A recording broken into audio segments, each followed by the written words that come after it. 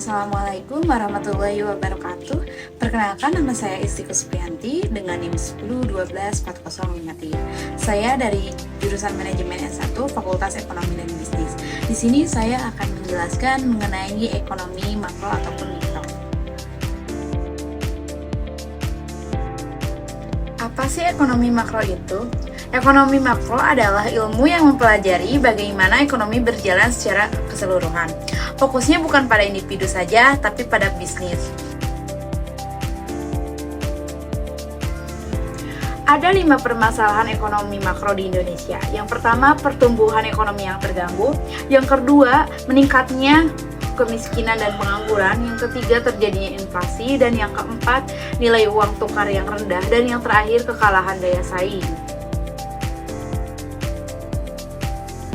Pendapatan nasional adalah seluruh pendapatan yang diterima masyarakat dalam suatu negara yang berasal dari kegiatan produksi barang ataupun jasa selama 1 tahun. Metode menghitung pendapatan nasional.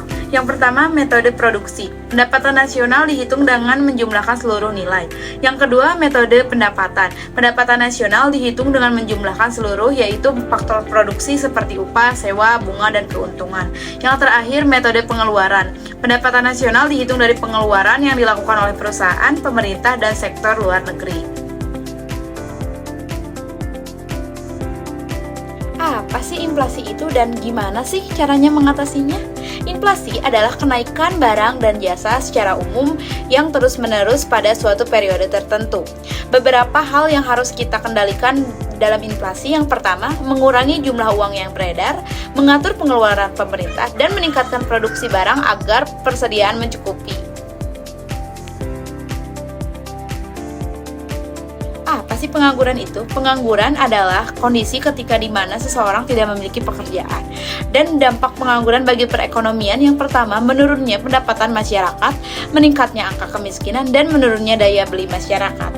Dan langkah-langkah apa sih yang bisa mengatasi pengangguran? Yang pertama, membuka lapangan pekerjaan baru, meningkatkan kualitas pendidikan dan keterampilan tenaga kerja. Yang ketiga, melakukan investasi dan mendorong pertumbuhan usaha kecil menengah UMKM. Government expenditure atau pengeluaran pemerintah, yaitu seluruh pengeluaran yang dilakukan oleh pemerintah untuk membiayai berbagai kegiatan dan program pembangunan negara. Dan apa sih bentuk-bentuk pengeluaran pemerintah? Antara lain, pembangunan jalan dan jembatan, pembangunan sekolah dan rumah sakit, bantuan sosial kepada masyarakat, dan penyediaan fasilitas umum dan infrastruktur.